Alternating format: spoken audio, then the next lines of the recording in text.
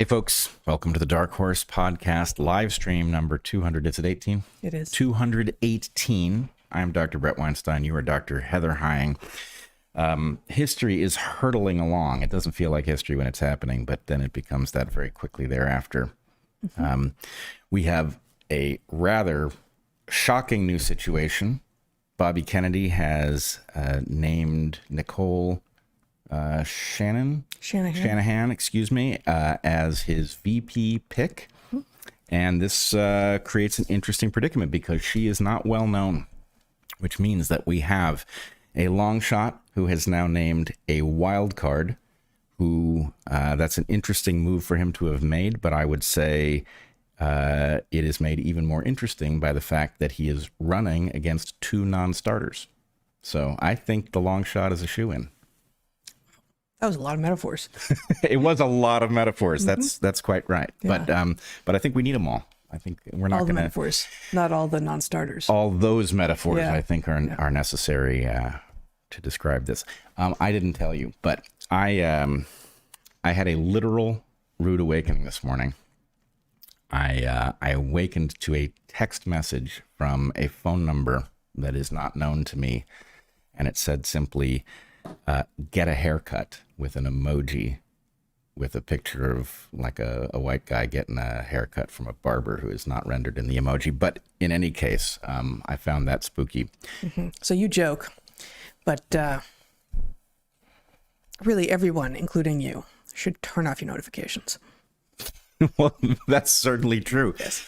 I'm from my perspective, especially you. Especially me. Yes. Especially me. Yeah. Well, but the thing is, whoever this was right. And you did. I did get an emergency haircut. So that's right, Dark Horse audience. You too can send Bret anonymous text messages and have him follow through. That's the message for today. Well, I've been trying to puzzle through. I asked the person who they were, and they didn't say anything. But I suspect that my father has an extra phone number I don't know about, and that he didn't realize where he was texting from, and that explains it. But are you serious? Yes. You actually got a text message? Yes. and I was just traveling, and the area code was an LA number. So I repeat, I thought that the entire story was facetious, and you were kind of outing yourself as someone who lets all things into your phone at all times and doesn't turn off your notifications. But no, the story wasn't facetious. No, it was a literal rude awakening. When I heard this, I assumed that you had scheduled a haircut and this was your barber reminding you, as they all do over text. No, it's one of those nagging things where you don't know. I mean, I heard you talking about this actually somewhere in the last couple of weeks, where your hair goes from a phase where you're comfortable with it to a phase where you feel like you need a haircut, and then it will come back into some new phase where you can manage it. And I wasn't sure whether it was going to do that, and at some point it just. Yeah, no, it is a to rudely non-plagiarize Jane Austen is a truth non-universally acknowledged, that haircuts start off bad. There's a middle period during which it's fine, and then it gets kind of bad again, and then you get a haircut, and then it gets good again right as you're plummeting towards the haircut. Right as you're even driving there. I don't think that's Jane Austen. I think that was Steve Austen. Who's Steve Austen? I'm not sure, but I think Steve Austen is either the actor who played the $6 Million Man, or it was the name of his mild-mannered cover story. This is going to be interesting. Well, I don't know. We'll find out. Yeah. So here we are, live stream number 218. Please join us on Rumble, but especially join us at Locals. We're trying to build community there, and we'd really love you to support us over at Locals. There's a watch party going on now. We've got guest episodes that are there and only there. We do Q&As. We're doing another Q&A this Sunday at 11 a.m. for which the question asking period is open right now at Locals. And those are always a lot of fun. It's the only Q&A that we do where we actually engage with the chat as it happens. So please consider joining us over at Locals. And other than that, we'll put everything else at the end. That is not what I was expecting. Whoa. This is a flyer from the American Association for the Advancement of Science. Hey, strengthen science for our society. this is good. So I was going to get to the ads, but among my ads, I put this here for possible later discussion. I do support AAS, the American Advancement for the Association for Science, or whatever. No, I got those A's wrong, but because we need to subscribe to science so that I can see all of the important sciencey stuff that's going on at science. But here we have Dear Dr. Hying. A quick scan of recent news and polling data reinforces that respect for scientific information continues to be on the decline, while mis and disinformation are gaining steam. Well, at least they didn't say that. Is our chief science people right there explaining to us why we just need to trust them and give them more money. I think we should found the AARS. And what's that? That is the American Association for the Revival of Science.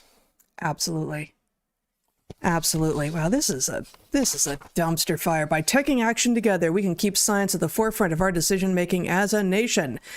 We can bridge gaps between experts who advance knowledge, journalists who spread knowledge, and policymakers who act on knowledge. If only the knowledge were knowledge. Oh, wait. We can elevate a diverse range of perspectives and power an inclusive future. Power an inclusive future. But notice they did use an image of DNA. Well, sure, because that's super sciencey. Look at that. Wow, That's my camera. There's right over there. Yeah. I think the thing is, though, that's something that we have learned through science that's probably even actually true. Yeah. So that's good. The shape of the molecule, it is our main informational molecule. Yeah, I mean, that was it's downright radical. Chemical. Yes. Freaking rad. It was. Yeah, man, those were the glory days. At the very least, these aren't. Well, true.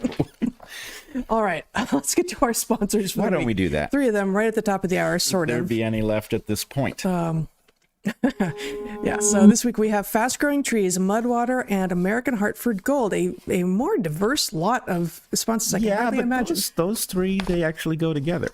Do tell. I was hoping just to leave it implicit because actually, Of course you were. Fast Growing Trees, Mudwater, and... Yeah, Mudwater sounds like it could be related to Fast Growing Trees, but it's not. It's different. Well, no. Given the uncertainties of the present, Okay. you might want to plant a garden, which can help sustain you through uncertain times. Or an orchard in this case. An orchard would be a good thing to You have. need some time, though. Well, let's put it this way. The longer you wait, the less likely it is you'll have enough. So might as well get to it and get some trees. Definitely. Just because you don't think you have enough time doesn't mean you shouldn't start now. Right, and the mud water, the proper tending of one's health is paramount in times of crisis, as is protecting your assets through a diversification of said assets, including ones that are physical in nature and therefore harder to commandeer and repossess. Beautiful. You did it. Thank you. All right. Our first sponsor this week is Fast Growing Trees, a sponsor we're thrilled to have back as the growing season approaches. It's upon us at this point. Fast Growing Trees is the biggest online nursery in the U.S. with more than 10,000 different kinds of plants and over 2 million happy customers in the U.S. They have everything you could possibly want, like fruit trees, palm trees, evergreens, houseplants, and so much more. Whatever you're interested in, they have it for you. Find the perfect fit for your climate and space. Fast Growing Trees makes it easy to order online, and your plants are shipped directly to your door in 1 to 2 days. And along with their 30-day Alive and Thrive guarantee, they offer free plant consultation forever. Plants are life, and a thriving garden is healing in so many ways. Fast Growing Trees can help you get lush, healthy trees growing on your land quickly. We've got a crabapple tree from Fast Growing Trees. It is doing beautifully, now waking up after a cold, dark winter. We got it last year. It was packaged beautifully, and the tree inside was as happy and healthy then as now. It's probably happier now. It was very healthy coming out of the box, but I'm sure it's happier now. Who wants to live in a box? You don't think winter is like a deciduous tree vacation? I don't think it's like vacation, but I think it's still better than being in a box. Yes, well, that's certainly true. I would agree with that. It is now a focal point in our landscape, not the box, but the tree. Whether you're looking to add some privacy, shade, or natural beauty to your yard, Fast Growing Trees has in-house experts ready to help you make the right selection with growing and care advice available 24/7. Ask about everything from soils to landscape design, and they'll have good answers. This spring, they have the best deals online, up to half off on select plants and other deals. And listeners to our show get an additional 15% off their first purchase when using the code DARKHORSE at checkout. That's an additional 15% off at fastgrowingtrees.com using the code DARKHORSE at checkout. Once more, fastgrowingtrees.com, code DARKHORSE. Offer is valid for a limited time. Terms and conditions may apply. All right. No, we're just developing the theme. That's right. Yep. So we don't choose the order. Our amazing ad broker chooses the order, but I think if we were developing a theme, we might have put these in a slightly different order today. But this was fate. You're going to make this apparently. Ipso facto. Sponsor fate. Our second sponsor this week is Mudwater, which makes truly delicious products. We are thrilled to have them back. If you right now are listening, you're like, what the hell? And you try to look it up, it's MUD/WTR. Mudwater makes a fantastic drink. It's spicy and delicious and chock full of adaptogenic mushrooms and Ayurvedic herbs. With 1/7 the caffeine is a cup of coffee, you get energy without the anxiety, jitters, or crash of coffee. If you like the routine of making and drinking a cup of warmth in the morning but don't drink coffee or are trying to cut down, try Mudwater. If you're looking for a different way to kick off your day with a delicious, warming, enhancing way that isn't just a caffeine rush, try Mudwater. Each ingredient was added with intention. It has cacao and chai for just a hint of caffeine, lion's mane mushrooms to support focus, cordyceps to help support physical performance, chaga and reishi to support your immune system, cinnamon, which is a potent antioxidant. Mudwater also makes a non-dairy creamer out of coconut milk and MCT, and a sweetener out of coconut palm sugar and lucuma, which is the fruit of an Andean tree, which was used by the Inca, to add if you prefer those options. Or you can mix and match. Add a bit of their coconut milk and MCT creamer with some honey from bees, or use Mudwater's lucuma and coconut palm sugar sweetener and skip the bees entirely. Mudwater is also 100% USDA organic, non-GMO, gluten-free, vegan, and kosher certified. Mudwater's flavor is warm and spicy with a hint of chocolate plus masala chai, which includes ginger and cardamom, nutmeg and cloves. It's also delicious blended into a smoothie. Try it with banana and ice, milk or milk-like substance, mint, a touch of honey, and cacao nibs. Or, as Bret says, cacao nibs. To get 15% off, go to mudwater.com/darkhorsepod to support the show. That's MUDWTR.com. Use code darkhorsepod for 15% off. All right. So, you got trees on the ground. You're drinking a warm cup of mud water. What are you going to do next? Well, our final sponsor might have something to tell you about that. Then our final sponsor is American Hartford Gold. You're listening to us, so chances are you already know just how crazy pants our institutions are becoming and how incompetent our so-called experts already are. Interest rates are sky high. We are caught between runaway inflation and recession. While being assured that it's all fine, the cost of food, housing, medical care, schools, everything is climbing. Our leaders increasingly make no sense at all. All of this threatens businesses, jobs, and retirement funds. Finding ways to secure your nest egg and insulate your wealth is more important than ever, and adding precious metals to your assets is a great way to stabilize your investments and protect yourself financially. American Hartford Gold is a precious metals dealer that can help you do just that. American Hartford Gold helps individuals and families protect their wealth by diversifying with precious metals. They make it simple and easy to protect your savings and retirement account with physical gold and silver. With one short phone call, you can have physical gold and silver delivered right to your door or inside your IRA or 401k.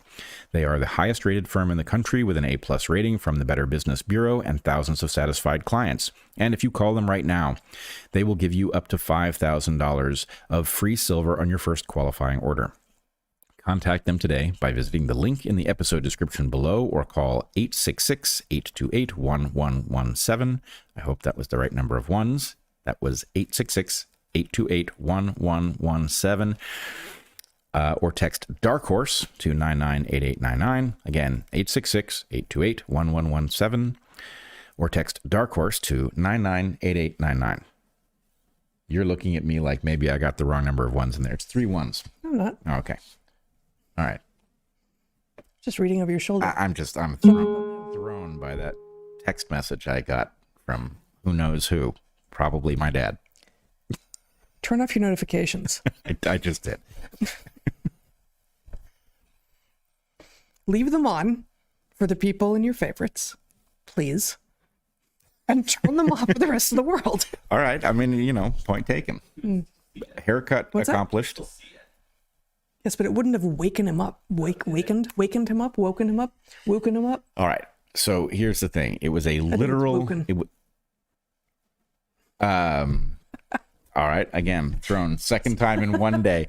But it was a literal rude awakening. So you it said. was literally rude telling somebody to get a haircut without even telling them who you are. But I had awakened already and then looked at my phone to see what time it was, saw that there was a text message. So it did not, in fact, awaken me. I think that means it wasn't a rude awakening then. It was literally rude, figurative awakening. Shall we move on? Yes. Yes. You there's some stuff I want to talk about if we get to it, but I think you have some big stuff you want to start with. Yeah, well, okay. So I'm realizing where we are and what role we're playing in the universe. This is something I think is a matter of discussion between you and me as we have moved on years ago now from the classroom, where it was very obvious what we were doing and how it was working because we had constant feedback from the people that we were teaching. And in moving into other roles where you do get feedback, but the feedback isn't coming back to you minute by minute, it comes in fits and starts. You have to sort of deduce what effect you're having and alter what you're doing in order to increase the utility of it. And I think we are discovering that one of the roles that we are playing is building a toolkit for what we have now started calling the Cartesian Crisis.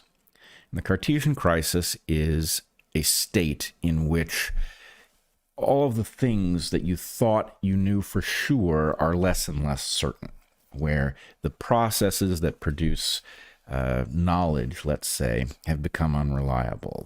The entities that report the highest quality thinking are corrupted. And so you're left struggling to figure out what to believe. And that's a very frightening state to be in. It's not a desirable state. And so the question is, well, what are you going to confront that state with? And the answer is, well, you know, let's say you found yourself, let's say that somebody had dumped hallucinogens in the water supply, and everybody was suddenly out of their minds because there was a chemical interfering with their ability to perceive like normal.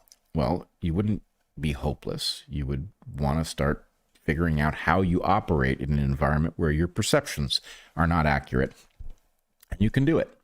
You know, actually the movie A Beautiful Mind, about the mathematician Nash, is a story about a guy who discovered that he had schizophrenia, had a brilliant mind, but had schizophrenia, and learned how to distinguish between his unreliable perceptions and reality such that he could operate. He was smart enough to be able to function in an environment where his perceptions were very low quality. And in some sense, we're in that boat. And so I think that you and I are sort of developing or building out that toolkit and labeling things as we come to understand them, describing how to operate in such an environment. And we know that in part that this is working because certain things come back to us. People who meet us mention some of these things and not others. And we know that the ones that they mention are things that have gotten through, and maybe the ones that we never hear need a little reframing or rethinking. So anyway, that's where I am, is building out that toolkit. Did you have something you wanted to add? Oh, I just, apropos our conversation earlier this morning, I said to you, I feel at this point like any paper that I read, I need to do some due diligence and make sure the authors are real people. Like it's at that level of chaos, and we just can't take anything for granted. It's not, you know, in part, I think this is why people are people have always been, but people are ever more driven to want to just trust the authorities. This isn't my domain. I can't think this through for myself. I don't have enough information. Just find the talking head that makes the most sense and believe them. And that can work if you have actually vetted that person by being extraordinarily skeptical early on. Right? And checking in repeatedly, because people who were reliable become unreliable. But when you're talking about the, you know, the written word, scientific papers, especially once you're into things like social media, the chances that you're not even dealing with real people, that this might not even be work that was generated by a human being, is ever more difficult to decipher, and therefore more and more people are just throwing their hands up in the air and saying, I can't, I know I can't, therefore I'm just gonna, pick a course, make a decision about who to listen to, and sorry, you're not going to be able to veer me from that path because it's not worth it, because you are offering no alternative. Yeah, we've never needed experts more, Right, and had less reliable access to them. And it's not that experts don't exist, but you cannot use any of the proxies that you would ordinarily use to identify them. right. Really, the only thing that works is track record. So, that is the Cartesian crisis. And okay, somebody dumps hallucinogens in your water, you've got to figure out how you're going to operate and not harm yourself in that context. If you find yourself in a hall of mirrors, right, the rules for moving in a hall of mirrors are not the same rules that exist under normal circumstances. You're going to have to realize that just because you see a reflection of yourself in one direction doesn't mean that's not the direction to move. So you're going to have to start figuring out, where there's a barrier, where there's a passage. Don't you think it's cruel to put those two scenarios right next to each other? Yes, that was ill-conceived. Really unfortunate. Yes. So you're now hallucinating in a hall of mirrors. That's not good. I mean, that is what it feels like sometimes, but that's terror right there. Yeah, that's not a good. It's better than a hall of phones, but Nope. You can ignore the phones. Turn off your notifications. Ignore the phones. well, but you could turn off the mirrors. Walk around blindly and hope you don't break anything. Right. Yep. Well, okay, so we've got some hyper confusing situation. The question is very much one of protecting yourself from all manner of threats, right? Figuring out what to put in your mouth has become complicated, right? Because things that taste like food and smell like food may contain ingredients that have impacts that you won't be able to match up with if the impact is delayed, or food stuff is throughout your diet, you may not be able to detect the fact that your health gets worse when you eat this thing because it's always there. So figuring out how that toolkit works is crucial. And one of the things that I know is really the central piece of that toolkit is personal science. We tend to think of science as an endeavor, something that is done collectively, and that's great when it works. But when that layer is failing, the ability to deploy the philosophy of science in your own life informally so that you have some way of building up a model of, yes, this set of things is reliable, and when I try to rely on this set of things, I get less healthy, or I get more confused, or I run into more trouble with the people that I care about. So the ability to use that same philosophical structure to navigate confusing times is utterly essential. In our book, I think we called a version of this the laboratory of the self. Yep. But the laboratory of the self actually is a slightly different concept. The laboratory of the self is how to study your own experience of the world rather than how to test the immediate world around you with scientific tools. So they're related, but they're not identical. All right. So in that process of building out this toolkit, I have started to hone in on a concept that I now know we don't do enough thinking about. And I don't want people to leap to conclusions. I'm just going to start exploring this so people can get a sense of it, and then we will put it to use later. But the concept, and mind you, the concept is generally goes by a name, which is syndrome. But that's not always the name we apply to it. You could also sometimes call it a complex, or there may be other terms. But let's talk about what a syndrome is, and then I'm going to run us through some examples so people can kind of get an idea for it. And then I'm going to point out why this very useful concept is actually also a source of great confusion. So a syndrome is a set of things. I'll start here. And this is something I've said that I think it's bothered you before it bothers some other people, but I'm pretty sure it works if you pressure test it. When we study scientifically, we are inherently studying patterns. That's really all you can study. There are patterns of many different kinds, and all of the different ways in which we approach them are really about elucidating those patterns so that we can extrapolate from them. Right? We study a particular version of something so we can get an idea of how the universe functions in some context, and then we use that to extrapolate to other contexts where we don't have as good information. You think that has disturbed me? I think I have said something very concrete about the only thing you can study is patterns. And that sounds like a statement that seems didactic. But no, the general statement, I mean, I'm literally like, that sounds like a chapter in the book I'm writing now. So yes. Okay. So maybe I'm stating it too cleanly, although I would love to have examples that actually exceed what I'm saying, because the reason I'm saying it so cleanly is that I'm pretty sure actually, if you draw those concepts carefully, there's nothing that escapes them. So it is, anytime we can be very clear about something like that, because there aren't exceptions, it's worth doing. And if there are exceptions, I'd like to figure out what they are so we can build out the toolkit in that way. But for the moment, let's just say, in general, we study patterns, and the purpose of studying patterns is so that we can extrapolate in an accurate way.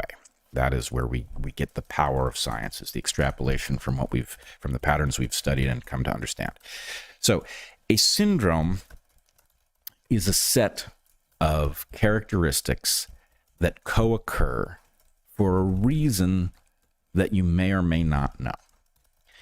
And so places that we see syndromes, people will be familiar with the use of that term medically. Let's use the case of acquired immune deficiency syndrome.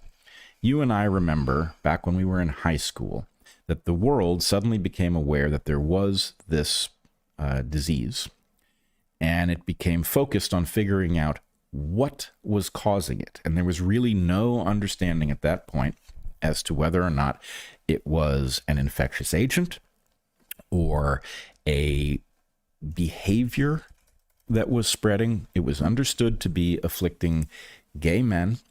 And so there was this search for causal agent. And that search included questions of behavior. It included questions of consumer products like lubricants that gay men might be using during sex. What could possibly be causing this dysfunction? And ultimately, HIV was the agent identified, the human immunodeficiency virus.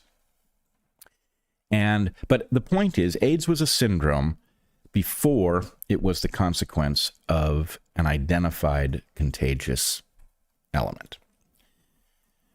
And that's a natural way for us to come to grips with something. You recognize a pattern. Before there was anything named as AIDS, there were doctors that were seeing patients for a range of pathologies. And somehow doctors, presumably at the water cooler, were saying, it's funny, I haven't seen a case of Kaposi's sarcoma, before in my career, and yet I've seen 3 this month.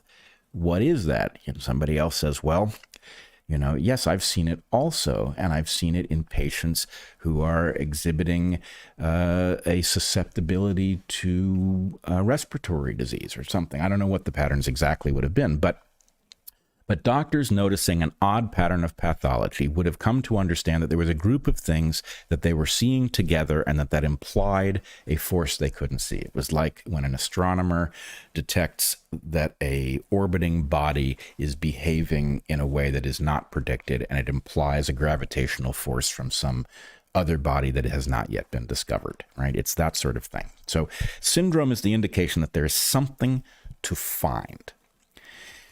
Now, I want to, if I can borrow the cable to let me show some Don't put up the screen yet till I manage to wake up my computer here. It has a syndrome that involves not doing anything that I want it to do. Unplug it and see. Yeah. Okay, hold on. Sorry, folks. Technical difficulties. All right.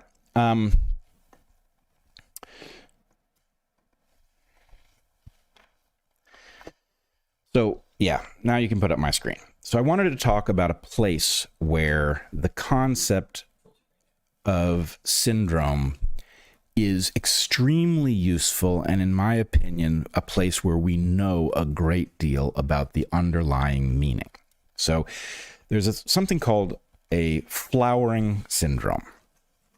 A flowering syndrome is a set of characteristics of flowers that imply a type of pollinator. And the nice thing about this is that it's sort of the shallow end of the pool. Once you get the idea of what is going on, it's very easy to see how it applies and to extrapolate. So the idea is plants that are going to sexually reproduce do so by getting pollen from one individual to another. Now, sometimes they can pollinate within an individual, but let's just say a plant that is trying to get pollen from one individual to another has to solve that problem in one way or another. The original way that this was solved was pollen blowing on the wind, right? So pollen blowing on the wind, when it comes from a flower, tends to produce something that isn't very showy because there's no reason to invest in something fancy. The investment comes in the form of lots and lots of pollen because the pollen is not targeted. So a lot of it has to blow on the wind for some of it to end up in the right place. So a wind pollinated plant. And the egg, wherever all the pollen, much of the pollen lands, ends up being choosy. And so there is investment in the choice. In the choice, right. So you can recognize, and this is not one, I don't have these in the proper order, but you can recognize a wind-pollinated plant because it tends to produce a lot of pollen. It tends to have a flower that is not very conspicuous, and not very conspicuous, it's not conspicuous across many channels. Like grasses, including grains. Wheat. Imagine a wheat field, or here you go, it's some kind of grass. Here's a grass, and this is actually comparatively fancy for a grass. It is. But you basically have these big brushy structures that. Yeah, actually, I'm not sure that this is wind pollinated. This one. I believe it is, but in any case, not a highly showy flower, not a smelly flower. But if we go back to this, here we've got a bee. Now, things that function like bees, let's say general diurnal insects. A flower that works to attract something like bees tends to be showy. Why? Because bees are able to navigate visually. And in this case, this is a picture of mine. That's a gigantic flower. And I knew that a bee or some other interesting insect was going to fly towards it because it was putting up this massive advertisement to attract the bees. What else is true of a bee-pollinated or an insect-pollinated diurnal flower? Well, tends to smell good. Happens that insects have a good sense, a good olfactory sense, and that their perceptual apparatus perceives things that we perceive as pleasant, as attractive. Now, why that is a question, and it's not true for all things that have a scent that attract creatures, but diurnal insect pollinated tends to be showy, which means not only a big structure, but also a colorful structure. Insects see color, and it tends to have a scent which is pleasant to us, and it doesn't. Depending on the insect. Depending on the insect, we'll get there, and it doesn't produce huge quantities of pollen, and the pollen grains themselves tend to be larger because they don't have to travel on the wind. So if a wind-pollinated plant made huge pollen grains, those pollen grains would fall out of the air readily. They tend to be small, blow on the wind, fragile. Insect-pollinated, they can be larger. Some cases, large packets of pollen get glued to insects, etc. Okay, now here is a plant pollinated by an insect pollinator that is diurnal. It is colorful, and it does smell. But it smells horrifying. This is a plant that smells like carrion. Now, what is this syndrome? So it's conspicuous, it's smelly, but the smell is horrifying to people, and there's no reward offered in this case. This is pollinated by flies, and the flies in this case are tricked into entering the flower where they are dusted in pollen, and they fly off and they get tricked by some other flower somewhere else in the forest, and they transport the pollen this way. Just to be clear, they're tricked by the smell of the flower into imagining that there is a rotting flesh which they eat. They lay their eggs on it. So they're not getting nutrients. They're looking for a place. So I'm not sure. They may eat. Yeah, too, I think there's some other. Fly is a big group, right? The dipterans are huge. So I'm not actually sure about the particular ecology of the flies that go after these carrion flowers. This is going to be Southeast Asia probably, but. They go thinking that the thing that usually emits that smell is there, and they're going to do whatever it is that they do there, either lay their eggs or eat or both. They don't find it, they leave, but not before the plant manages to coat them in pollen, and then they make the same error if the plant has its way on a different plant. Presumably, if this is working, if this is working as you are describing it, these are monoecious flowers, meaning they have both male and female parts on the same plant, and a fly that is now coated in pollen goes into another flower that smells the same, and perhaps drops some of that pollen onto for the eggs of the plant to decide what to do with. Yep, and I would point out that for those of you who are watching and not just listening, that this is a giant flower. In fact, I think it is the largest true flower on Earth. But the petals of this flower look a bit like what you would expect a rotting carcass to look like. If the fleshy part of a carcass was exposed to the air and things were growing on it, you would get these white patches on this red. It's a very grisly looking flower, and it smells totally horrifying, which of course is a good fit for flies that are trying to produce offspring. Okay, now here we have. Can you make it any bigger? There we go. Here we have a glossophagine bat. This is a New World plant visiting bat feeding on nectar from a nocturnal flower. Now, the syndrome for a flower that is pollinated by New World bats is that it is not colorful, because these animals are flying around at night. Now, they can see, but they're using echolocation. And color, nocturnal creatures, even the ones that can see pretty well, they give up color perception in favor of light amplification. There's no point in having a colorful flower if you're attracting a nocturnal pollinator. Well, and even those of us with good color perception, there's a moment at dusk when the color turns off. Anyone who's thought to watch for that moment has either noticed the moment or realized a second or 5 minutes later, I have no color anymore. The cones just aren't firing below certain photon levels. Right. And the point is, if you're going to sacrifice that, if you're going to be active during the night, then you don't want to waste all of the space in the retina with the color perceiving apparatus, which isn't getting you any value. You can trade that for light amplification. You can cover more of the retina with rods that detect light. So anyway, nocturnally pollinated flowers that are pollinated by bats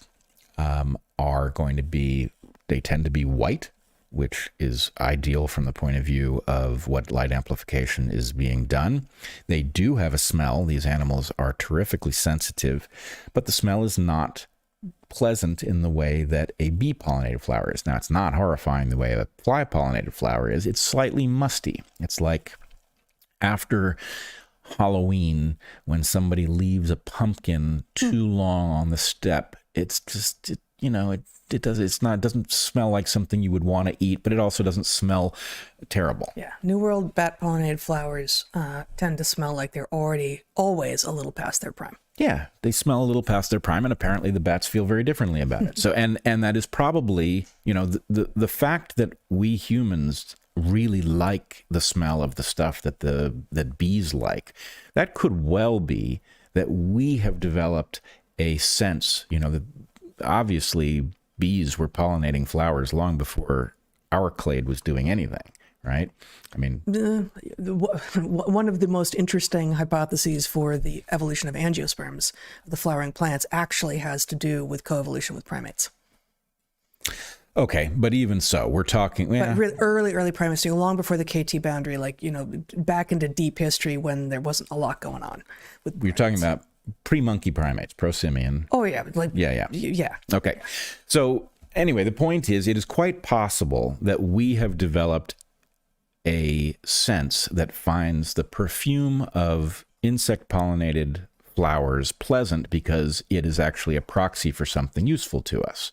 I don't know that, but there's a lot of work on why do we find that particular valley so beautiful, right? Mm-hmm. And the point is, well, maybe it's that you see a lot of proxies for this is a productive place to exist. There's a beautiful stream. The plants are blooming. It suggests a fertile soil. Right. So it suggests fertility. Yeah, it suggests productivity in the botanical sense of the term. That I could grow things that I could eat there. I could grow things that I could eat. Things are already growing there that I could eat. Right, even easier. That I could find. Right. Yeah. It's going to be a lively place. There'll be ways to make a living here. So it could be like that. It could be that the fact that there's nothing inherent about the smell of a bat flower that is negative. The bat doesn't find it that way. Mm-hmm. And there's nothing inherent about the smell of the bee pollinated stuff that is positive, but that we have latched onto this because it has a meaning to us that we're not yet aware of. There's something here, and this is I know not going to be where you're going, but I think you'll be easy find it easy to get back where you're going. Bat pollinated flowers tend to be on species that are also bat distributed fruits, whereas insect-pollinated flowers tend to create fruits that are distributed by something else, in part because insects are not good at dispersing fruit. And so it may be that, there's plenty of specifically bee-pollinated flowers that those plants then produce fruits that we love, that are actually primate, have primates in their sights in terms of what they would like to disperse those fruits. So that may be part of what's going on. That if the flower that's being pollinated by a bat is then going to produce a fruit that's going to be distributed by bats, that plant has an interest in appealing mostly to those bats, and less so to the primates in the area. Well, I'm less sure of that pattern than you are. But I'm not sure of it. I think that it feels like. I know that there are some species that are both bat pollinated and bat distributed. Mm-hmm. And I can't think of any species that are bee pollinated and bee distributed. Right. And the various primate distributed fruits that I can think of, I think are all insect pollinated. So those are just, I don't know how general it is, but I definitely have those pieces of evidence. Okay, interesting. Well, I will point out that there's one. I was not sure whether I was going to talk about the syndromes of bat morphology, but there is one interesting thing about the New World plant pollinating bats, all of which are in the family Phylostomidae, which is the leaf-nosed bats. Now, the interesting thing is the bats that do the pollinating have a nose leaf, even though pollinating does not require one. Mm-hmm. Now, the reason that they do is because they all eat a certain amount of fruit. So it is and yep. One of the fascinating things about these bats is at least the glossophagine bats. There's caroline bats which specialize on piper, which is the black pepper family, which is a whole different relationship. But piper, not only are they both the flowers are pollinated by and the fruits are distributed by bats, but they even look alike. They're just like they're these long, slender. Is it like flowers look like this and the fruits like this, or the other way around? Yeah, just kind of have like a different orientation, but it's the same look. You wouldn't spot it as a fruit if you didn't know that it was. It actually does have a very pleasant smell to it. I'm not as sure about the pollination, but in any case, let's stick with the glossophagine bats. This is a glossophagine bat. Yep. It's a classic New World plant pollinating bat. They tend to have very long snouts. They definitely have long tongues. Which you can see in this picture. Yep. Oh, we're not showing the picture anymore. So. And they have a nose leaf, which is confusing because the nose leaves, it turns out, and I won't run you all through this wonderful mystery, but there's a whole family of bats with nose leaves in the New World, and then there's 2 other families that have something nose leaf-like in the Old World, separately evolved. The 2 in the Old World are closely related, so they probably have a shared nose leaf ancestor. But in the New World and in the Old World, the nose leaf has the same meaning. It's evolved at least twice. And the meaning is that if you're an echolocating bat and you carry stuff as you're flying, you can't echolocate out your mouth because whatever you're carrying blocks it. So it would blind you. It's like wearing a blindfold. So they echolocate out their noses, and the nose leaf has something to do with aiming the sound energy so that it works. So the question then is, why will a nectarivorous bat, that is a nectar eater, why does it need a nose leaf? It's not carrying anything. It's the exception in that family. A fruit eater, yes. A animal that carries a katydid, yes. An animal that carries bats, lizards, frogs. Yep. All those things do. And in the same family are vampires who drink blood and have lost their nose leaf. Fits the pattern. But the glossophagines have their nose leaf. Why? Because they're not obligate nectarivorous bats. They also eat fruit. So anyway, that fits. I don't know whether the pattern that you think you've spotted is right, but because the glossophagine bats trapline exactly as the hummingbirds that behave like the glossophagine bats do. Trapline meaning on any given night they are going to tend to repeat until things change, which they do. I go to flower A, flower B, flower C, flower D, flower E. They don't tend to go, well, as long as I hit them all, it'll be fine. I'll go C, E, D, B, A. Like, no, you're going to go A, B, C, D, E, A, B, C, D, E. Effectively, in part, giving time for the flowers to replenish before they go back for more. Right, which is a fascinating game because the plants play the bats. This relationship is a tense one. What the plant does not want is a bat that stays at one flower and drinks all night, because that bat does not take the pollen where it needs to go. It defeats the whole purpose of the exercise. So the plants, while collaborators with the bats, modulate the bat's behavior. They force them to move on, and the bats optimize the pattern, and they fly to the known places where there's a plant to feed from. No big gulps for bats. Right. A sip everywhere. A sip everywhere. Mm-hmm. And so anyway, this means that if you study these animals, you can position yourself somewhere and you can rely on the animal coming back just the same way it works with hummingbirds. And there's an even more interesting pattern. I have a photo I think we've shown before. I don't have it here, but the one picture of a bat pollinating a flower that I've ever managed to capture. Is this a Merlin Tuttle photo that we're showing, or that? Probably. I don't know whose photo this is. Okay. That's not my photo. But anyway, the plant that I set up on to capture the one photo that I've got of a bat pollinating a flower is a markia vine, and the markia vine matures one flower per night. It matures right at dusk, and then it drops, it dies and sloughs off, and then the next one matures the next night. So the plant is basically a reliable source of food, not a plant that can be totally dependent on for all needs. And of course, this drives the traplining behavior. But anyway, if these animals trapline, which they do, and they are traveling to plants that they pollinate, then they will also know where to find the fruit if, in fact, it is a bat useful fruit. Well, in the case, I have no idea if this is true for markia, the vine that you were just talking about. But if it's got 30 flowers on it, by the time a bat gets to it's night 20 and it's flower 20, flower 1 through 5 may have become fruit already. So a bat who arrives, perhaps, I have no idea if it's the same species that would go after the fruit and the flowers, but it's driving, the markia is driving the return visit, not just for pollination potentially, but potentially for dispersal as well. Which would be a terrifically economical thing. I don't know, have any idea whether that's true for markia, but it would be a terrifically economical thing to do, because what it does is it reduces the cost of having to advertise to get a distributor to find the fruit. So anyway, that would be... I got good stuff. Right. Yep. You know exactly where to go. You've been coming here for night after night. So here's the fruit. All right. So back to syndrome. You've got whitish, musty smelling flowers that attract nocturnal flying mammalian pollinators. Okay. Now here is another nocturnal. What? Oh. Make it bigger. There we go. All right. Again, not my photo, unfortunately. It's another creature I have not yet managed to capture. Is this a sphingid? Yeah. It's a hawk moth? This is a hawk moth or a sphinx moth.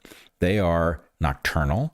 They are not like most other moths. These guys are often mistaken for birds. They fly in a bird-like way. They can hover, and they're very interesting creatures. And they're big-bodied. They're big-bodied. They're almost all nocturnal. Their flowers are white for the same reason that the bat flowers are white. There's no reason to use pigments to attract a nocturnal, visually oriented pollinator. They have a smell. It's much closer to... And in fact, using color would be both expensive for the flower and expensive in terms of it being harder to find because it's less reflective. Yeah, so, it would be costly two different ways. It's counterproductive. Yeah. Totally. And so these guys smell, these flowers smell. They smell pleasant, not musty. They are white and physically showy, but unpigmented. So that's what the syndrome predicts. And do you know, is that morning glory?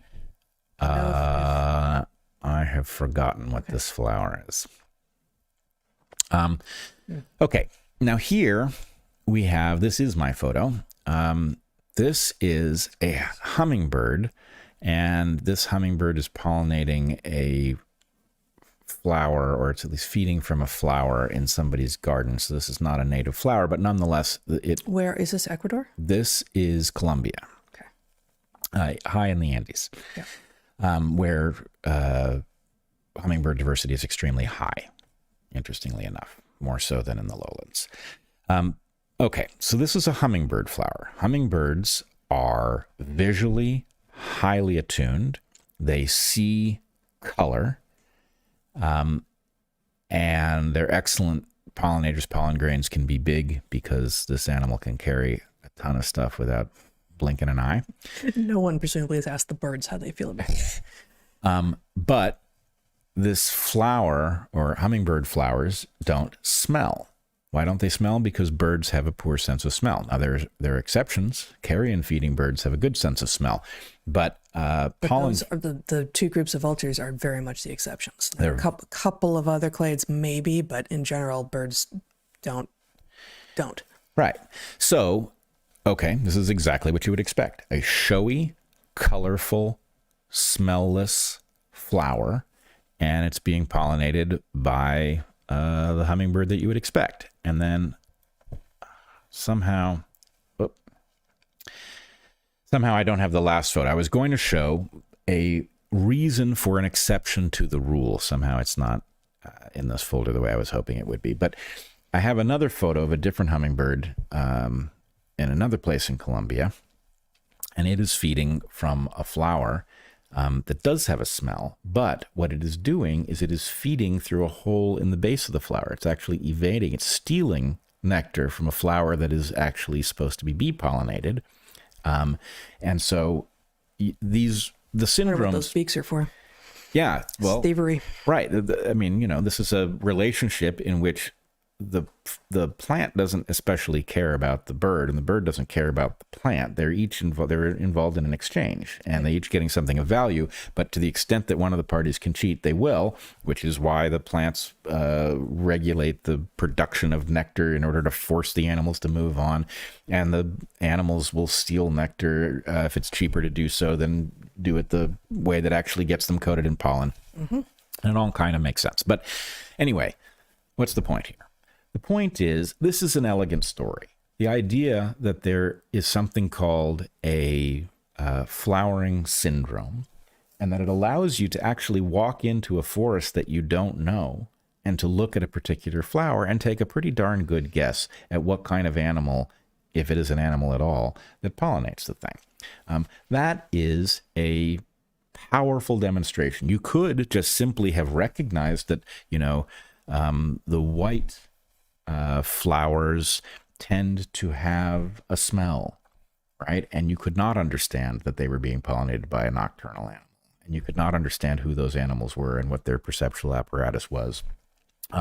But once you have both the syndrome, that is, what are the characteristics that tend to go together, then you can actually say, well, then each place that I find a flower and I list its characteristics, that's a hypothesis about what kind of animal I should expect to see pollinating. In terms of their habit and their perceptual apparatus, which is to say diurnal versus nocturnal, and color sensing or not, and smelling or not. Yep. So this is a demonstration of the power of syndrome. You start with the observation of the pattern of characteristics that travel together, and then you deduce the explanation that drove the evolution of these groupings. And I know you're talking about syndrome because you're going somewhere here, but this is what field science does. This is what pattern recognition in science in general is and does. And what we all should be doing, whether or not we think of ourselves as scientists or not, as we walk around the world trying to make sense of the things that we are observing. And to do that, we need to actually observe as much as possible what is, as opposed to what we think it is. And remove the bias, remove the assumptions that we are making as much as possible from what we are seeing, so that we can see the thing rather than see what we already believe the thing is going to be. Yep. Hey, look, Cecropia. Yeah. Hey, look, Cecropia. All right. You can put my screen back up. So let's talk about a different case. And unfortunately, to my way of thinking, the flowering syndromes is one of the greatest demonstrations of the power of this, because we have so many different kinds of pollinators. So we can actually say, oh, there's a whole, there's a whole matrix we could draw that intersects the perceptual capacity of each of these creatures with the characteristics on the plant side, and it makes a very complete and compelling story. Absolutely. And it's bigger than that, as you started with. What about those flowers that don't look like flowers to people who haven't thought about what a flower is, that are not showy, and that if you get your microscope out, you discover that it's got tinier pollen yet, okay, that's going to need to use the wind. And there is no reason to try to attract, there's no communication happening between that plant and would-be pollinators. Therefore, the flowers are drab. Yep. Which actually... And not smelly. Which actually brings me to something else I will try to call up on the fly. Oh, hold on a second.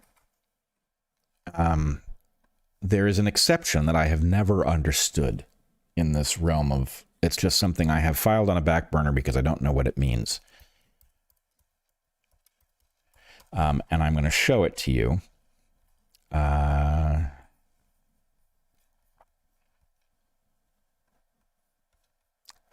can't add context here because I don't know what we're talking about yet. We're talking about Scotch broom. All right, so this is... You full screen it so you can't see the tab stuff. I go to view. It doesn't really matter. I'll show it as this. Yeah. Okay, so this is a plant called Scotch broom. And the reason that Scotch broom does not fit with the pattern is that it is an invasive here in the Pacific Northwest.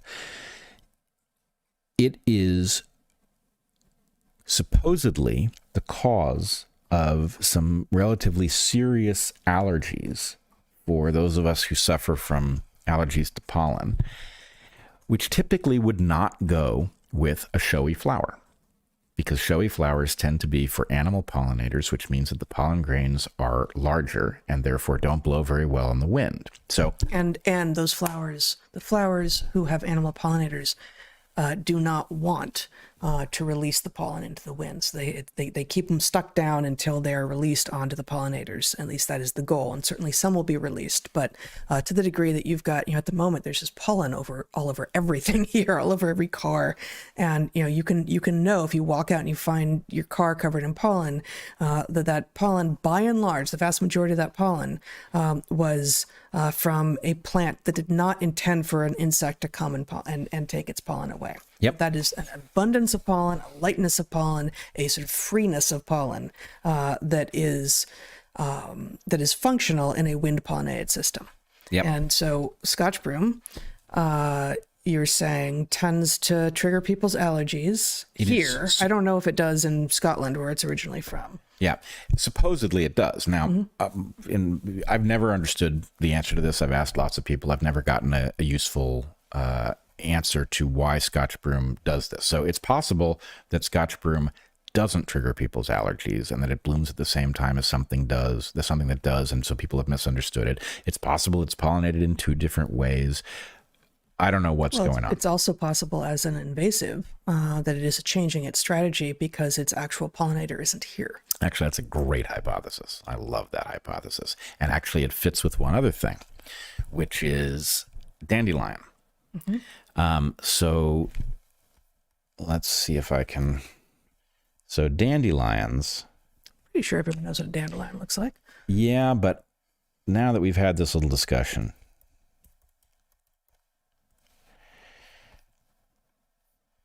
and I've got to be careful because there's another plant that looks like dandelion but isn't, and I'm not tremendously awesome at spotting the distinction. I think this is true dandelion. But you want to put this up? So here's the problem with dandelion. I love how you say it. What? Dandelion. Like, dandelion? Is that how adults? No. I just, that's how I say it. Okay. Well, here we have dandelion. And the thing about dandelion is, I've ruined it. I'll never say it that way again. Dandelion has a marvelous adaptation. It's just so gorgeous. Once you hear it, you'll know it had to exist. Dandelion is an apomictic plant. And what that means is that it makes a seed without undergoing sex. It's not a true seed. It's a dispersal element that functions like a seed, but it is produced through cloning. I think they're not clones. I think they're actually selfing. Nope, I think they're clones, but admittedly, both things exist in plant world. Yep. I thought dandelions were not cloning, were selfing, but it's one of the two. In any case, it doesn't really matter because the point is, well, this is a plant that doesn't need a pollinator, whether it's cloning itself and making a phony seed or it's making a seed through self-fertilization. It's not the result of an animal transmitting pollen over some distance. So why is it wasting all of that effort on that showy bloom? That's the question. And I think, I don't know, but the hypothesis that I have advanced is that, well, when you move into an apomictic mode and you're not sexually reproducing, then the opportunity to do away with the cost of the showy bloom is reduced because you don't have the variation that would come from sexual reproduction. It's also possible, and I think likely, that sometimes it needs it, that there's a certain amount of outcrossing that is likely to happen. The reason that this is a great adaptation, though, I'll just point out, is that it solves the problem that presumably has dogged many creatures throughout evolutionary history, which is what happens when you need to sexually reproduce, but you end up in a habitat that you can exploit and you're alone, right? That is a terrible waste from an evolutionary perspective, not to be able to move into a habitat and take it over just because you happen to arrive alone. So a plant that can spread by wind-dispersed seed and do so without having to mate with another individual has an advantage.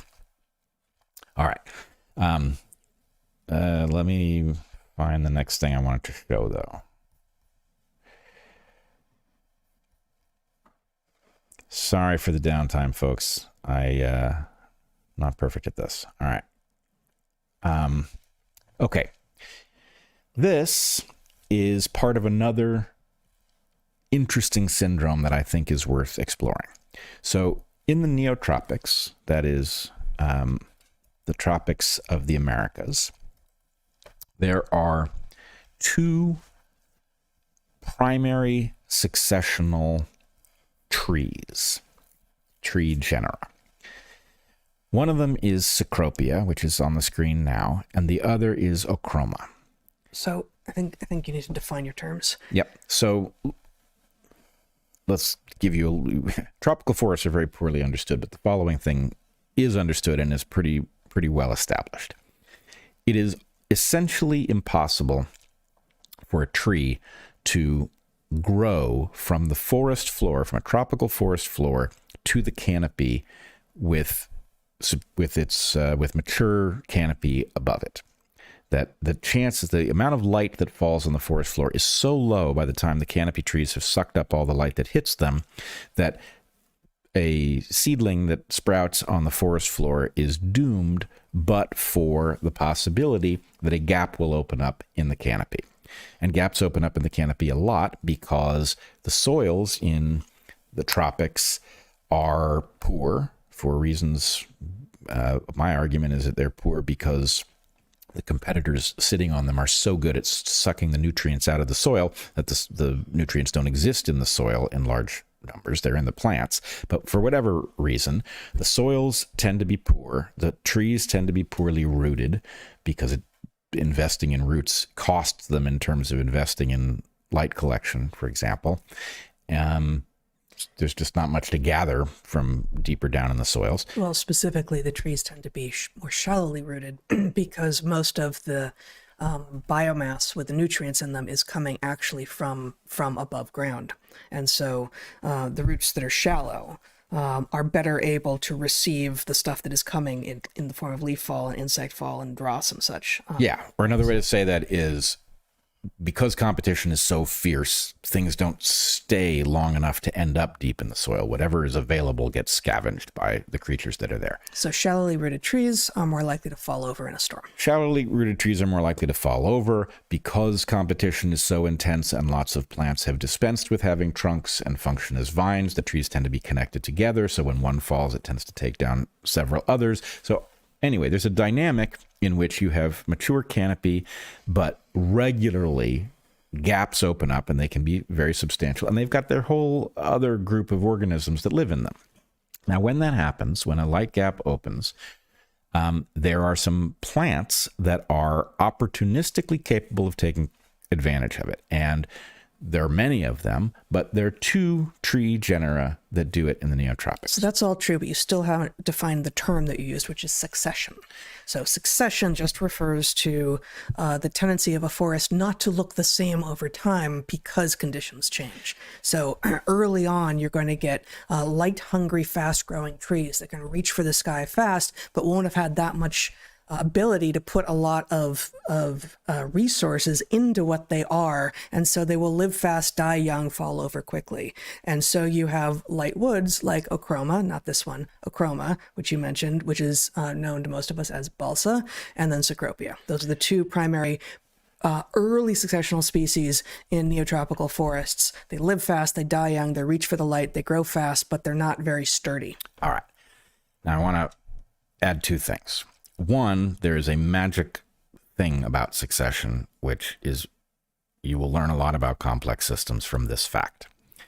If you're going to be great at something, you're going to do so at the expense of being great at anything else, which means that if you are a creature that is built for the moment when a piece of forest is open because it's a light gap, you are going to create a scenario in which you're not great. The primary successional creatures create a situation in which they are not dominant, which opens the door to all of the later stages of succession. They move into niches in which they are perfectly adapted, and in succeeding in those niches, they create niches for which they are less well adapted, and so get succeeded, hence succession, by organisms, different plants, which are now adapted to the new niche that has been created by the previous successional species. Exactly. And so that is interesting because it means that you can actually, again, we don't know very much about tropical forests, but one thing we do know in any tropical forest on Earth is what is the typical sequence When something opens up in the forest, what tends to arrive first? What tends to arrive second? What does the mature forest tend to look like?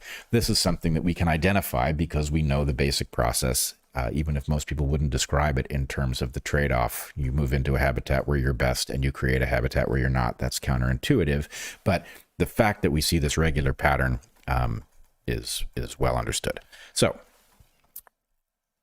Cecropia is one of these primary successional genera as far as trees go. And the other one, as you mentioned, is Ochroma, which is balsa. Now, what I wanted to point to... Do you want him to show this? Would you show this? Sorry. So here is Cecropia. This is a very classic Cecropia leaf, and I believe you can see some Cecropia fruits dangling there in the center. They look like these long structures, almost like bean pods. They're not. Now, Cecropia fruits are mammal dispersed. In fact, bats, I can't say for every Cecropia species, there are many, but bats like Cecropia fruits. I've tried them. Not super yummy, but you can, there's a sweetness to them. You can get that it's food, right? It's not, it's not one of these things that's really unfood-like. But anyway, what I wanted to point to was, God, why am I not able? You're on screw, Bret. You're. What I wanted to point to was, here we go.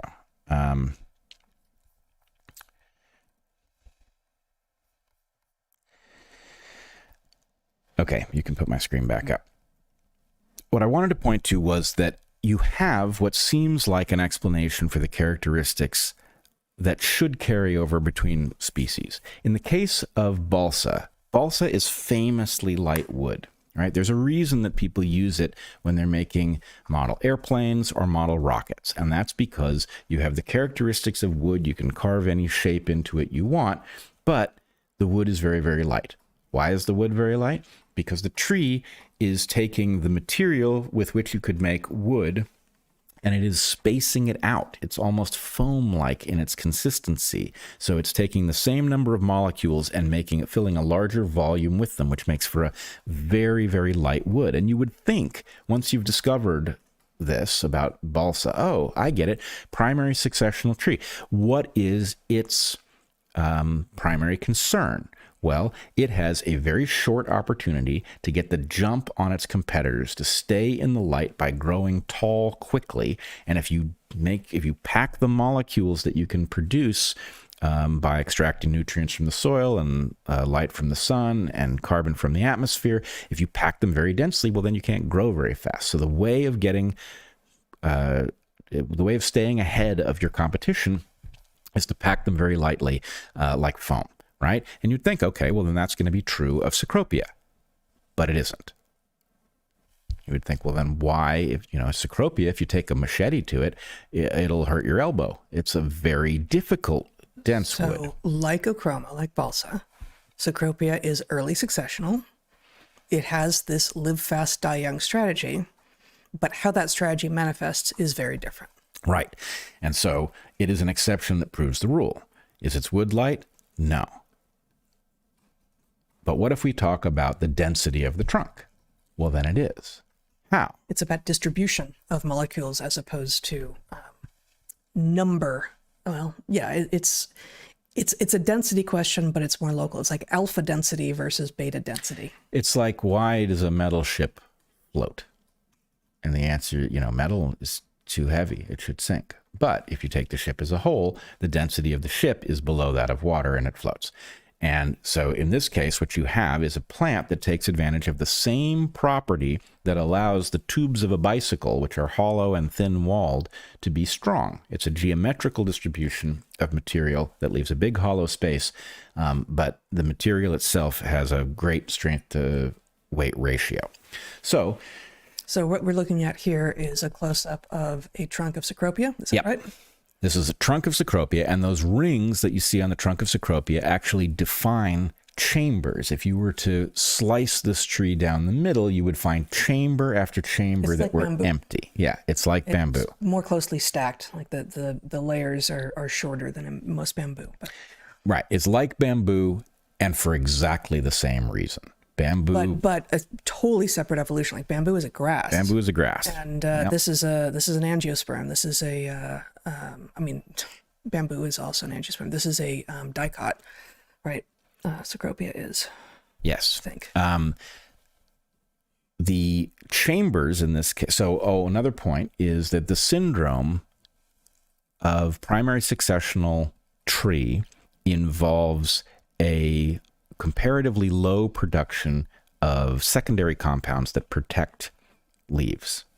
Because again, anything spent for longevity is going to come at the cost of rapid growth, and the rapid growth is the key to winning in competition if you're one of these creatures.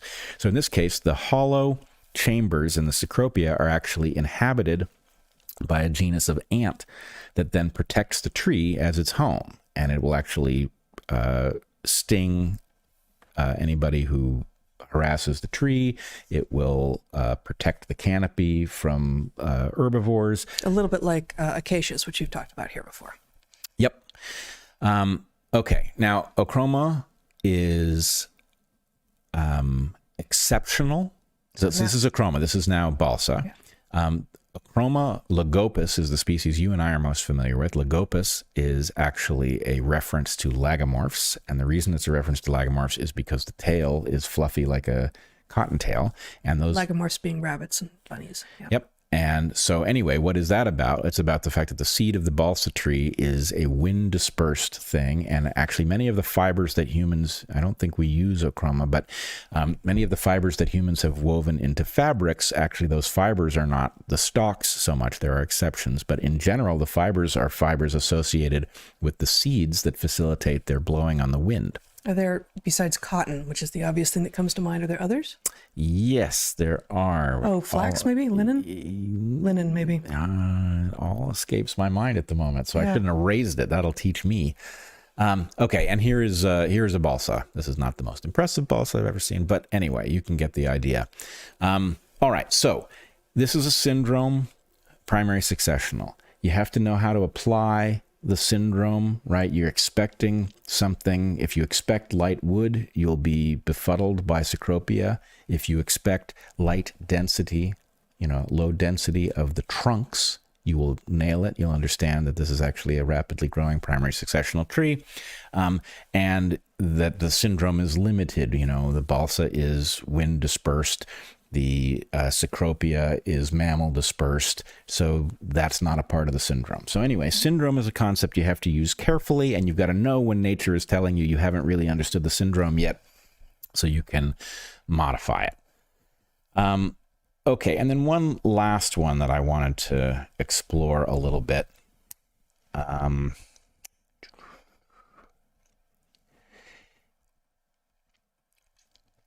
Has to do... Longer. What? Yeah, you could vamp or something. Oh, what? Yeah. Okay, so what I wanted to talk about was aposematic coloration. Aposematic coloration. I've got pictures of these guys, man. You do, and you no doubt have better ones. But aposematic coloration is a pattern that we biologists have noticed. It basically applies, and it doesn't have to be animals, but when a creature is potential prey, but it has a defense mechanism, it may not be cryptic. In fact, it very often is conspicuous. And so a predatory creature, noticing the conspicuousness of a potential prey item, may deduce from it that it is not worth the effort. And in this case, what we have is a poison dart frog, which is something Heather has studied. These guys have bright coloration. It's actually a large clade of creatures with different bright coloration. Am I right there? There are a couple of not conspicuous dendromatids. Yeah, the entire giant basil genus within the family is pretty inconspicuously colored, and they've got just one of the 4, 5, 6, 8 alkaloid classes of poisons that make these guys toxic. You don't happen to have a Mantella picture handy, do you? Yeah, sure. All right.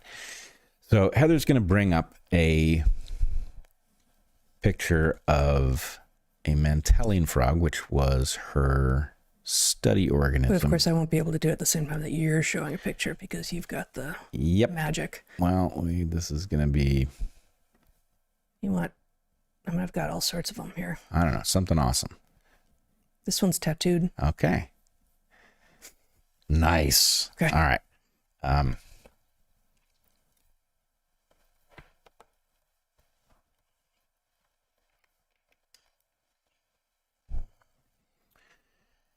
Okay. Can you see it, Zach? Okay. So that's frog D4. That's D4, the famous. This is one of the most famous Mantellian frogs ever. Oh, man. Yeah. C3 was also a good one, though. Oh. I nicknamed him Caesar.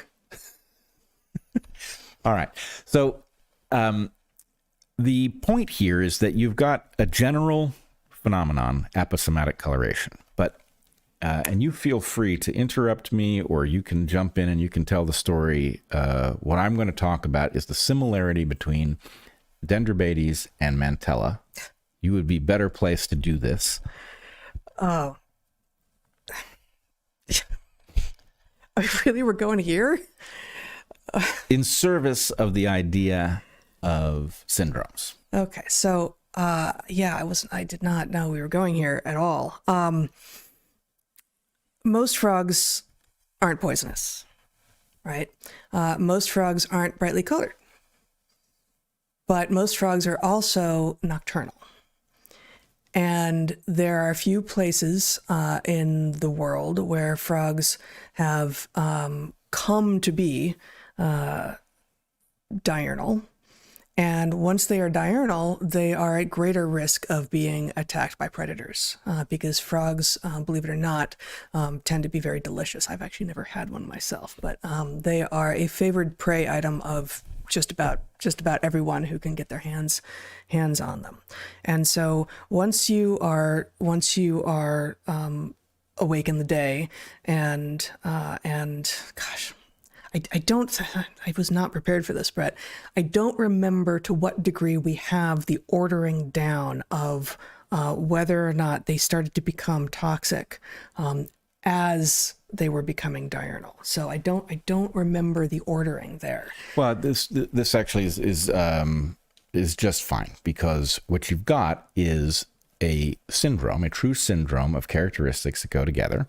You've got... Okay, so if we're just I was trying to tell the evolutionary story, but if the syndrome is, you've got frogs that are brightly colored, and it turns out they've got toxins and they're diurnal. I don't know what you're trying to do. So I'm sorry. You've got clade frogs, in which most of the creatures are nocturnal. Yeah. Most of the members of the clade are cryptic.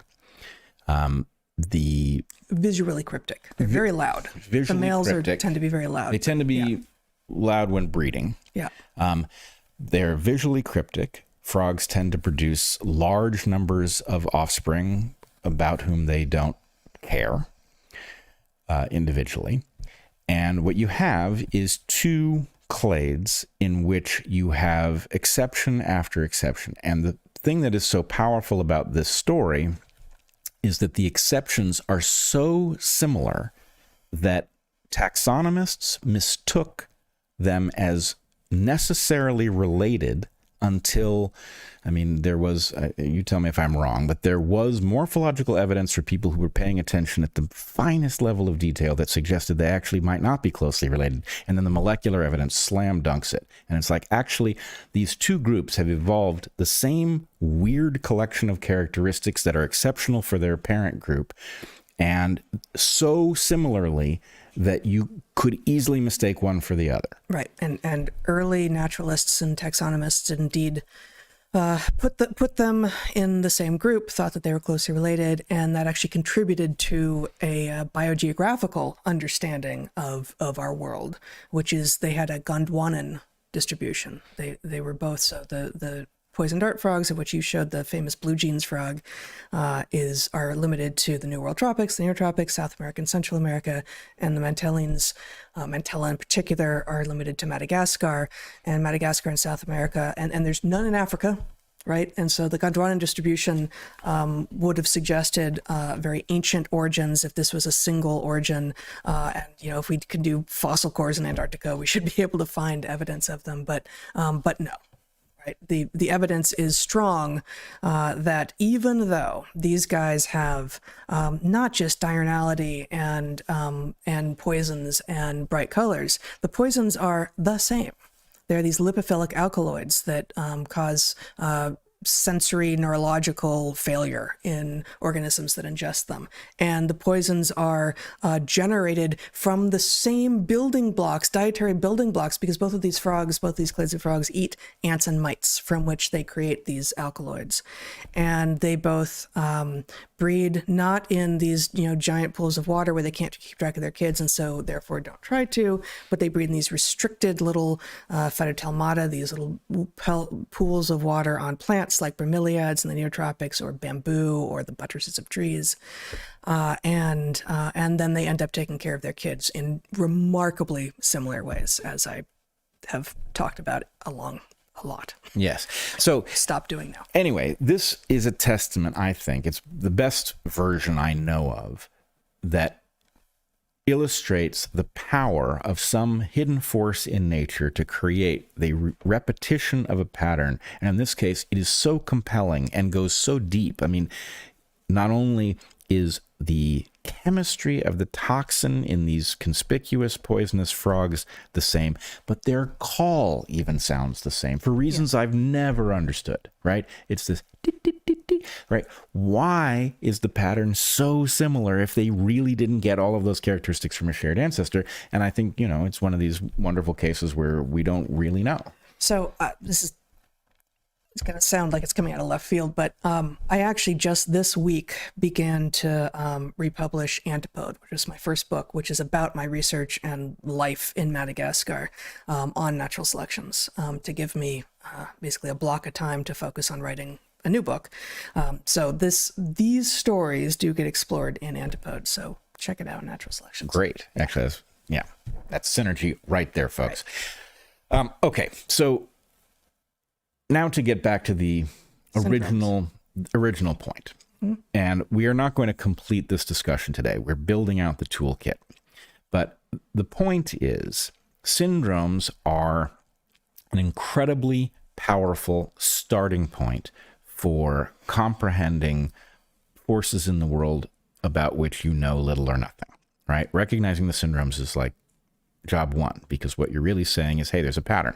And patterns can be ones of similarity. They can also be ones of dissimilarity. I'm also fond of the logic of flowering phenology, in which if you have, let's say, a forest full of plants,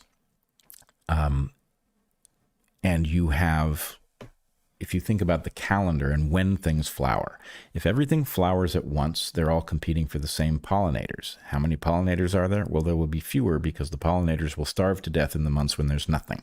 And what this process tends to do is it tends to drive the flowering times apart across the year, so that if there's a gap in the calendar, then it is targeted by a plant which gets an advantage by producing the only flower that's available at that moment. At least within syndrome, to tie it together. Like, there's no reason for a plant that is bat pollinated and a plant that is bee pollinated not to flower at the same time.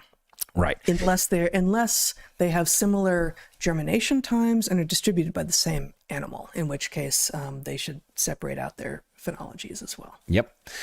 So anyway, you've got patterns of similarity, you've got patterns of dissimilarity. They have underlying explanations. You may know them, you may not know them.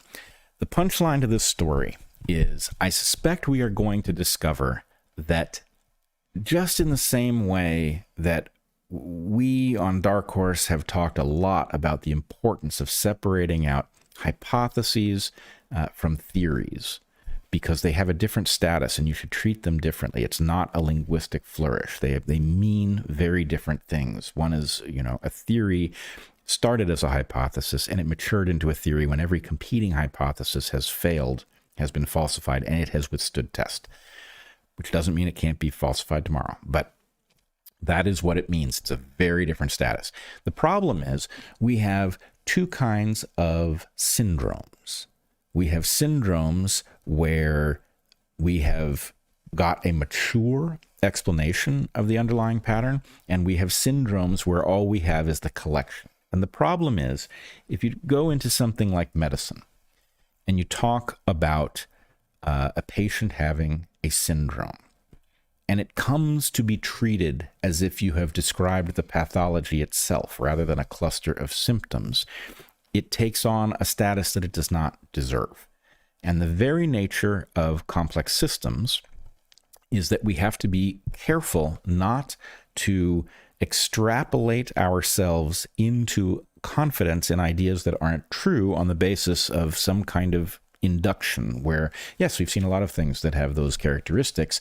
And, you know, to take a simple example, if you've got a complex physiological property of a creature and it is disrupted at stage 7, so all of the stages after 7, 8, 9, 10, 11, 12 are all broken because stage 7 was disrupted, well, then you will have a set of symptoms that come from that, right? But nothing says that only one thing disrupts stage 7. So anything that disrupts stage 7 will produce that same cluster of symptoms. And if something disrupts stage 8, it will overlap all of the symptoms except the ones that happen between 7 and 8. So one has to deploy the power tool of syndrome with great caution so as not to over extrapolate or pretend to know something that you don't. So if I may interpret, you've imagined up a hypothetical organism that has 12 developmental stages, and something has interfered at stage 7 such that all the things that should have happened in 8 through 12 have not happened. It is not parsimonious to assume that there are multiple things that happen at stage 7, which is why we tend to look for one thing and see, okay, is that the thing that happened? Oh, it's not. Okay, let's see if there's another thing. Sometimes multiple things will happen, but all else being equal, it's more likely to be one thing than multiple things that happen at the same place at the same time. However, it's almost like a corollary. It's like it's coming into the same question from another side. You're saying the law of parsimony does not say that multiple things cannot, in theory, happen at stage 7. In fact, of course, multiple things can, in theory, happen at stage 7. It's just unlikely that for a particular individual, at a particular moment in time, multiple things happened right then and there. Multiple things can happen at stage 7, but anything that happens at stage 7 may manifest with the same series of symptoms. And we call all of those things, which may have a multiplicity of causes, the same syndrome, because that's all we can see. That's all that's downstream. Yep. And I would say, I'm really, in some sense, rephrasing what you just said, but I think I was just rephrasing what you had just said. So. Well, this is awesome. Yeah. We can keep doing this all day. Terrible. Neither of us wants to do that. Okay, go on. The sciences matured in an order. It's a rough order, but they've matured in an order.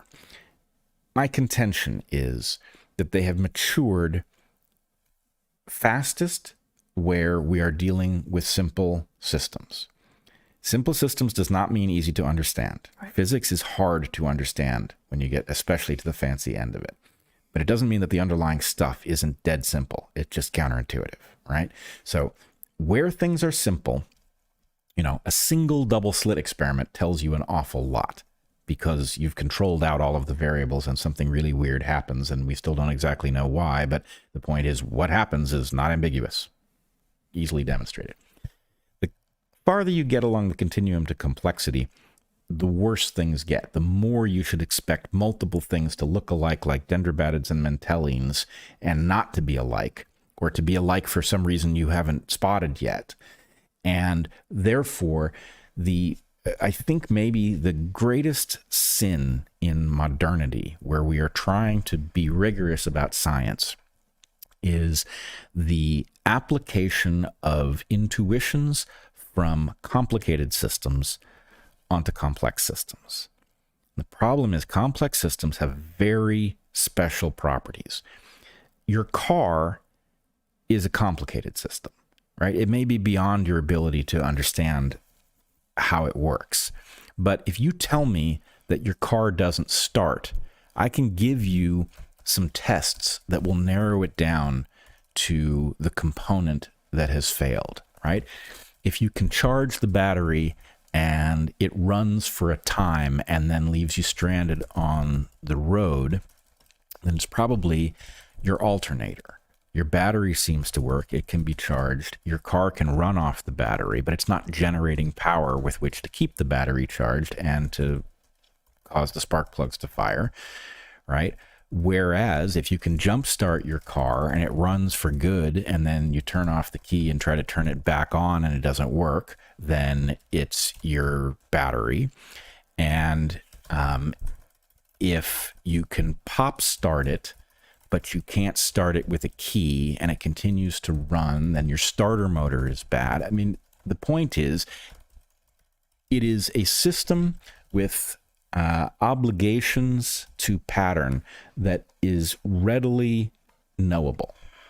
You can fully understand a car, even if one individual might not be able to. The system is completely understandable. Complex systems are different, and because syndrome both describes the case in which we have no idea why these things go together, but they do. We know that. And hey, here are some things that go together, and here's the underlying reason why we are in trouble. And so what I'm going to suggest, and I don't really have the terminology that I would apply to it, but what I'm going to suggest is that what we really need is two different terms, right? We need syndrome A, which is a cluster of things that go together for reasons unknown, and syndrome B, which is an explained cluster of characteristics or symptoms. And pretending that we have the second thing when what we really have is the first thing, or when there are multiple explanations competing and some school of thought wins out and it wants to claim that it has established a causal relationship that it doesn't have any right to claim, right? That's where we get into trouble, right? Leaping to the idea that we have nailed a complex system down in the same way you can nail down a complicated system. All right. All right. Do you want to talk about Panama? Yeah, I'll do it briefly. In part because it's very hard to find a good source that nails down all of the pieces. But what I wanted to point out is that there has been, since Zach and I traveled to Panama, since we talked about it here, since I talked about it on Tucker Carlson's program and Joe Rogan's program and elsewhere, I guess also Jordan Peterson's, which is just out, something has changed in Panama. The San Vicente migrant camp, which is the camp that was overwhelmingly Chinese, was distinct in that it was isolated from Panamanian settlements, and that it was also more tightly controlled with respect to our access to it. That camp has had the following two things happen. It has had some kind of a riot that resulted in a fire in which the records of migrants were apparently destroyed. That's one thing. And the other thing is it has now been closed. Now, my understanding, and again, it's hard to find a good source. My understanding from people on the ground is that it has been permanently closed, that it might be reopened if the Panamanians can find funding to do so. But it is not obvious to me why it shouldn't require all that much funding given what it was built out of. It was built out of containers. So the question is, have they decided to close it because scrutiny of this camp has caused it not to be worth keeping open? And anyway, I just wanted to enter it into the record, and I wanted to point out that it is interesting. It is not like we brought that camp to light. That camp has been described by Michael Yon and others for a very long period of time.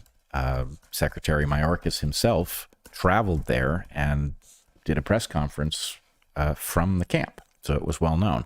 But scrutiny by the public may have changed the stakes. I know that it changed the willingness of the NGOs that were so proudly putting up, billboards and maps facilitating migration.